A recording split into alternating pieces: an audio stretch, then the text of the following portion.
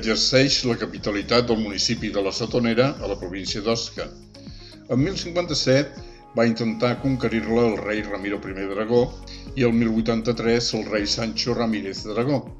El 18 d'octubre de 1101 la va conquerir el rei Pere I d'Aragó. Visitem l'església conduïts per la guia local Ida. La col·legiata de Santa Maria la Major va ser construïda segons un projecte de Pedro d'Irazábal entre 1541 i 1559. És una església gòtica de transició al Renaixement de caràcter marcadament aragonès, de saló de planta quadrada de 3 naus d'igual altura, separades per arcs de mig punt apuntats. El retaule de Sant Sebastià és de traçat gòtic. Les escultures de Sant Roc, Sant Blai, Sant Sebastià, Sant Eloi i Sant Agustí són obres de Gil de Brabant. El retaule de Sant Jaume Apòstol és atribuït a l'escultor renaixentista Damià Forment, 1530. Els 5 retaules pertanyen a l'època barroca, segles XVII-XVIII. Una menció especial per als retaules de Sant Vicenç i Santa Bàrbara, que es van deixar sense daurar i policromar. El cor, del segle XVI, amb fusta de noguera. El faristol, amb salteris en pergamí, del segle XVII.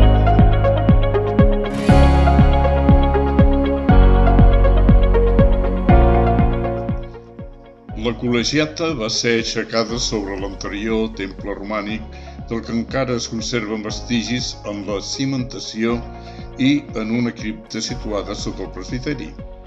La torre va formar part de la fortalesa àrab medieval, que posteriorment es va adaptar com a campanar.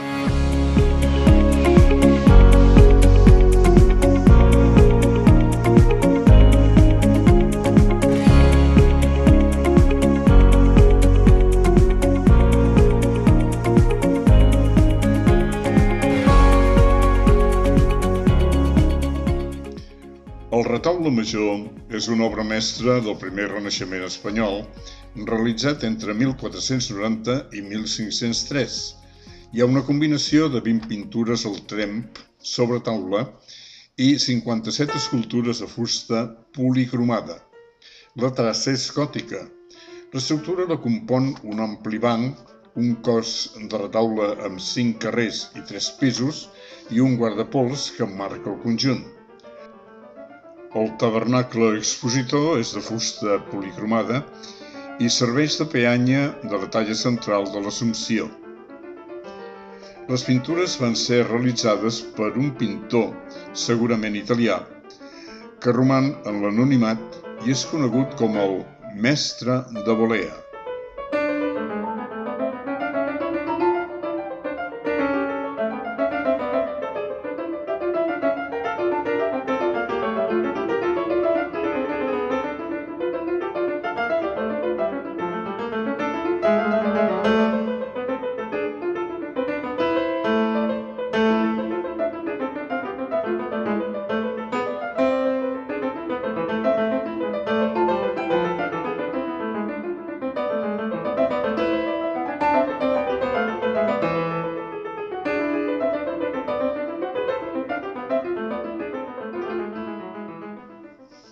L'òrgan és d'inicis del segle XVIII, té 28 registres i un sol teclat.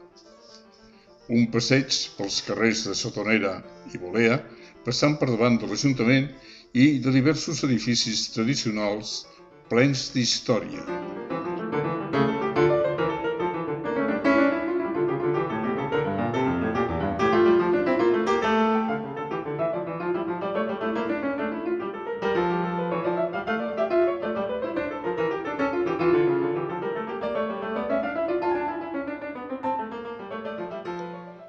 A l'hora prevista ens arribem al castell de Loarre, construït al segle XI sobre un promontori de roca calcària que es va utilitzar com a fonament de l'edifici i suposa un gran avantatge defensiu perquè domina tota la plana de la Hoya. El castell està en bastant bon estat de conservació, llevat de la part de l'antic castell de Sants III de Navarra, molt més deteriorada. ens acompanya Lorena.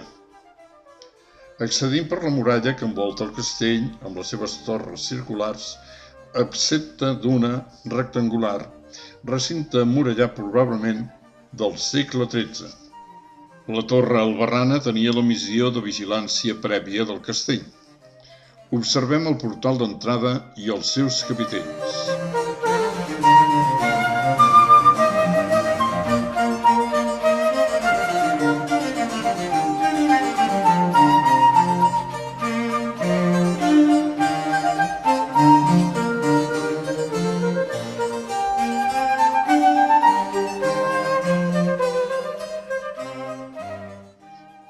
Accedim a la capella o cripta de Santa Quitèria, des del pas situat sota l'església. Aquesta cripta era lloc de culte i enterraments i s'hi van guardar tresors. Davant de l'entrada de la cripta hi ha un accés al cos de guàrdia.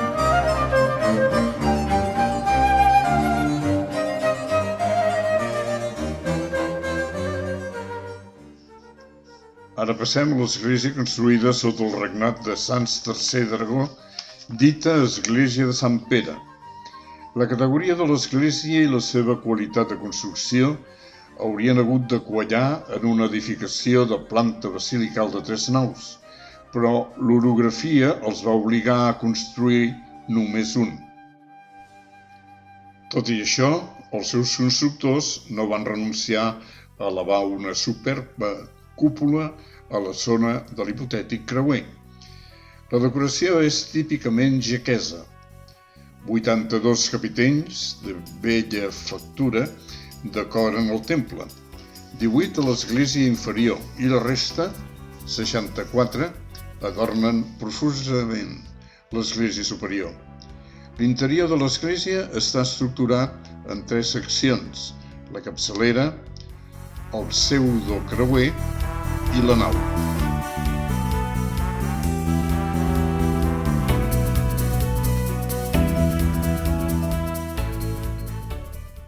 Fem una passejada pels pavellons del monestir del segle XI, dependències d'antics canonges i, més tard, residència de nobles. Fins hi veurem una latrina. La presó va ser primer magatzem per als monjos, més tard va canviar la seva funció. Passem per la sala d'armes i arribem a la porta de la fortalesa antiga.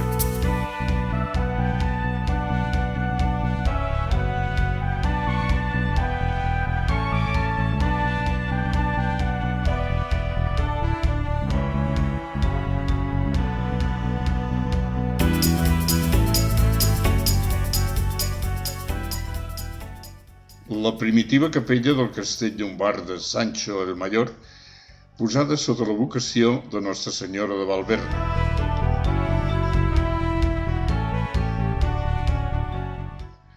Els dipòsits d'aigua tenen una capacitat de 80.000 litres.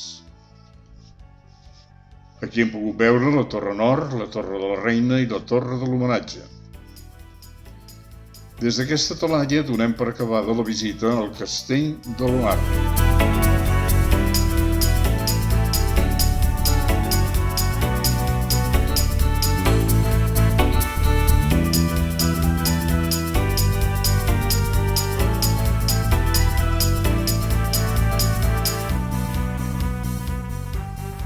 Dinem i anem a visitar l'església de Sant Esteban de l'Oarre, acompanyats per la Mònica.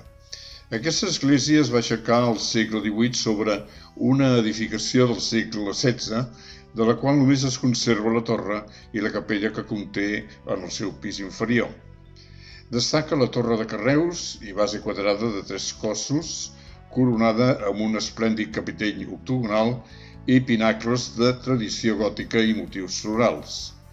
La porta d'accés, d'estil barroc, està precedida d'un pòrtic de maó obert per 3 arcs de mig punt.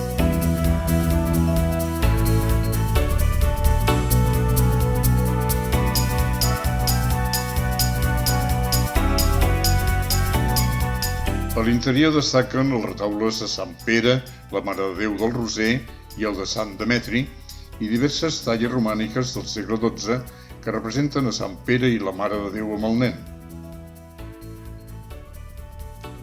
La capella sota la torre es va dedicar al patró de la localitat, Sant Demetri. Les relíquies es conserven dins d'un arquet reliquiari d'orfebreria de finals del segle XI. L'arquet reliquiari és de fusta recoberta amb plaques de plata sobredorades, repujades i decorades amb motius incisos a vorí i incrustacions de pedra. La volta de canó es decora amb motius barrocs i presenta interessants pintures murals barroques dedicades a Sant Pere, Sant Joan i Sant Miquel i que conformen el retaule major.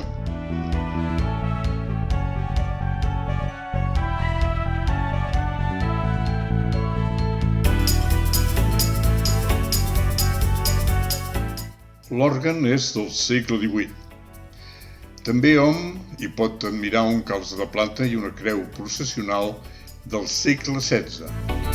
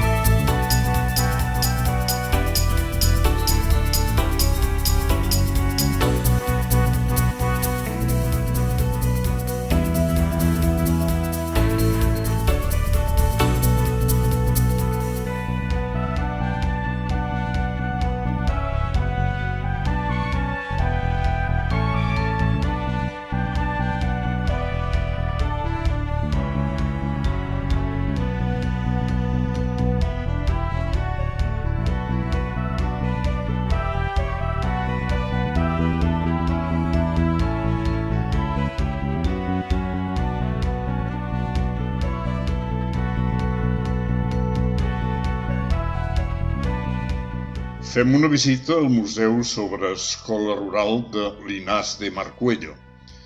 Es troba en una antiga casa que havia estat escola i casa de la mestra en els seus bons temps i que ara recull una mostra d'espais i estris, testimonis de l'escola rural de la primera meitat del segle XX. Aquesta escola es va tancar per falta d'alumnes en els anys 70. La seva col·lecció, molt poc habitual en centres d'aquest tipus, el converteix en un dels museus més peculiars de l'Alt Aragó, però també en un dels més acollidors i entranyables, doncs segurament moltes de les seves peces ens han portat records de la nostra infància. Hi ha carteres, àbacs, catecismes, làmines de la Bíblia i del cos humà, mapes muts i esferes, manuals d'higiene, manuals d'urbanitat, pupitres, plomiers, guardioles per al dia de la Santa Infància. Tot plegat tracta d'evocar infàncies diverses i la figura, moltes vegades oblidada, del mestre rural, sempre entre la penúria, la manca de mitjans i la dedicació.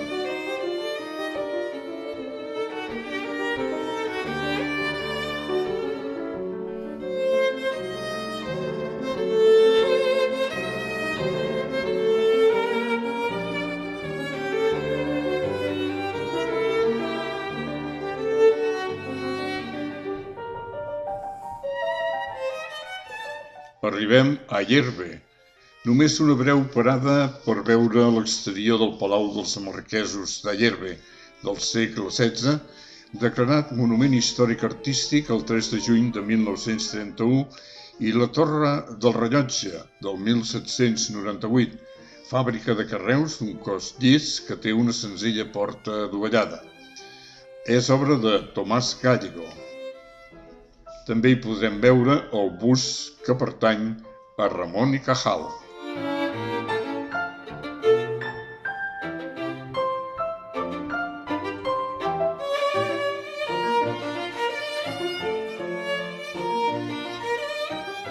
Acabem la jornada visitant Los Mayos de Riglos.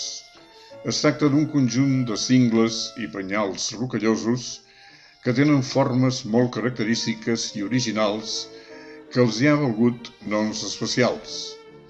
La llegenda local diu que els va crear una bruixa gegantina. Els Mayos de Riglos són una zona molt popular per als practicants de l'excursionisme, l'escalada i, sobretot, el cingle anomenat la Visera per al parapent o el salt base. La localitat de Riglos és un pintoresc caseriu sobre la marge esquerra del Gallego-Sadà. Com a monuments cal destacar, a més del Mayos, la petita església romànica. Aquesta església pertany al segle XI i va complir en el passat com a capella del desaparegut monestir de Sant Martí.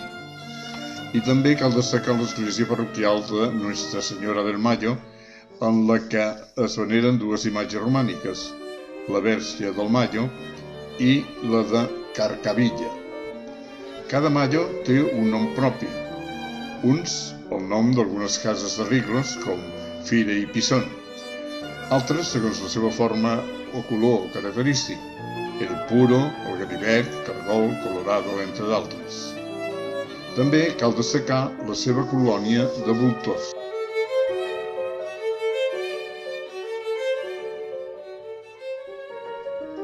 Amb vistes al Pirineu aragonès i molt a prop de França, arribem a Insa. Part del seu terme municipal està ocupat pel Parc Natural de la Serra i els Canons de Guara. El seu nucli, l'original, s'emplaça en un promontori sobre la confluència dels rius Cinca i Ara. Està format per dos carrers gairebé paral·lels, el carrer Major i el carrer Santa Creu. Per la plaça Major, que se situa a continuació del castell, situat en una esplanada pròxima a la Creu Coberta, templet on la llegenda situa el miracle de l'aparició de la Creu de Foc sobre una carrasca que va donar la victòria a les tropes cristianes al comandament del rei García Jiménez. Amb clara distribució medieval, el casc històric d'Aïnsa està declarat conjunt històric artístic. Actualment és un rellevant centre turístic. El castell data del segle XI i va formar part de la línia de defensa dels territoris cristians i es va convertir en l'embrió de la vila que en temps de l'edat mitjana va ser emmurallada.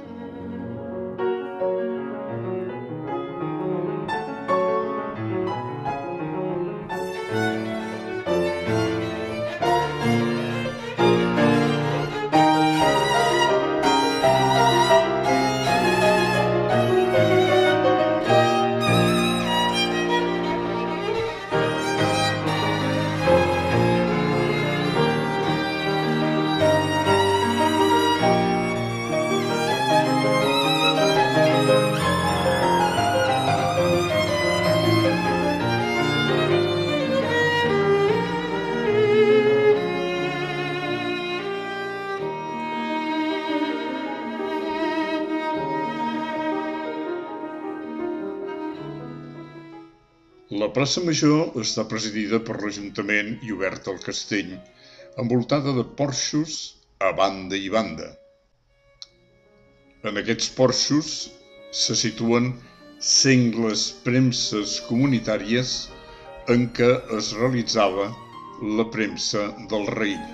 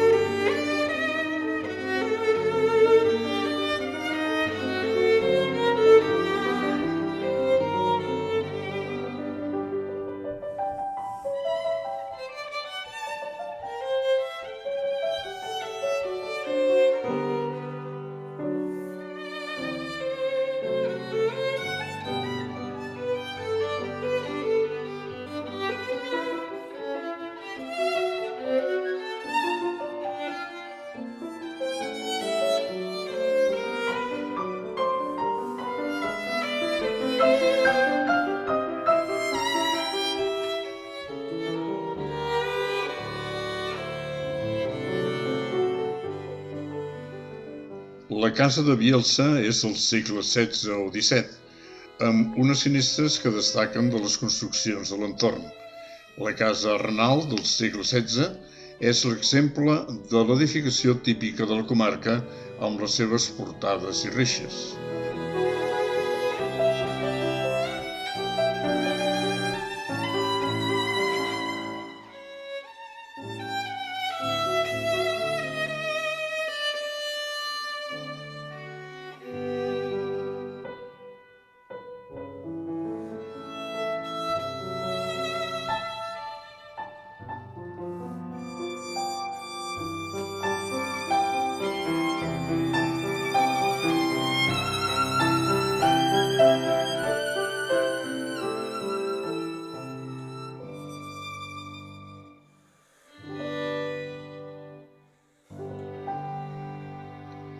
La torre de l'església té sageteres per a la defensa.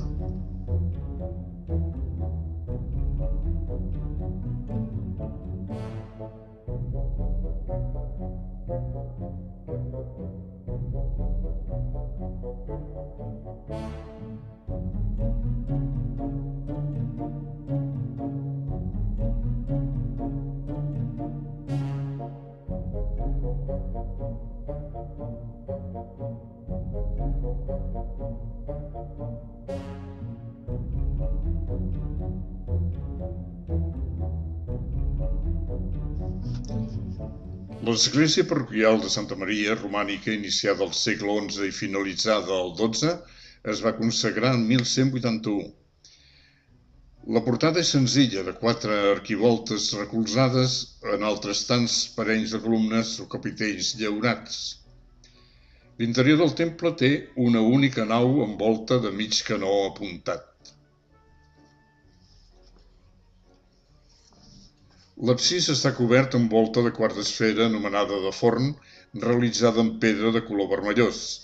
També té un cor als peus de la nau que conserva la seva entrada primitiva des de la torre. Sota ell es troba la pila baptismal llisa però de mida rellevant. Adornen l'absis un Sant Crist crucificat i una verge del segle XIII. La cripta és una petita estança de 3 naus i 4 trams, dividits per 18 columnes. Hi ha 12 capitells marcats amb una R, indicant que no són de nou encuny.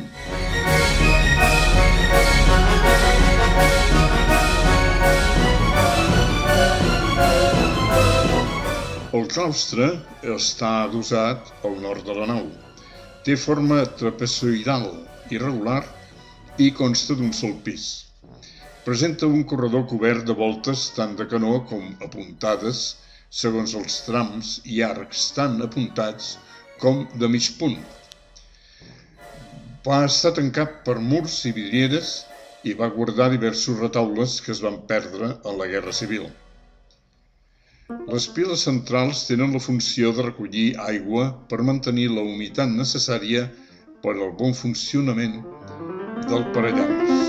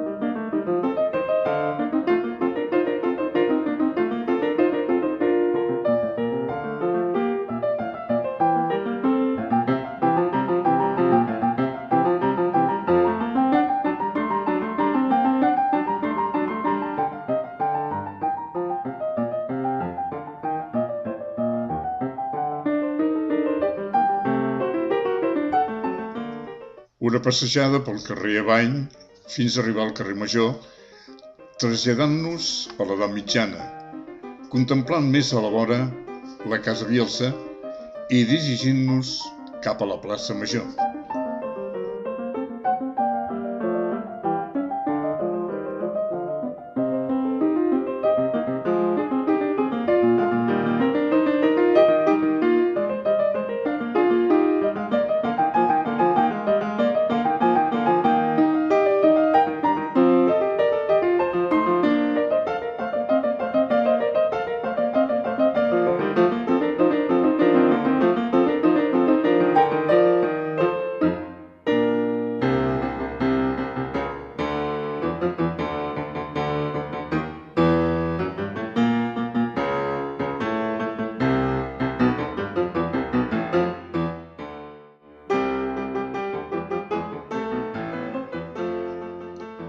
I no podem anar-nos-en sense una instantània de la Creu Coberta. Fem el dinar de cloenda a Monzón.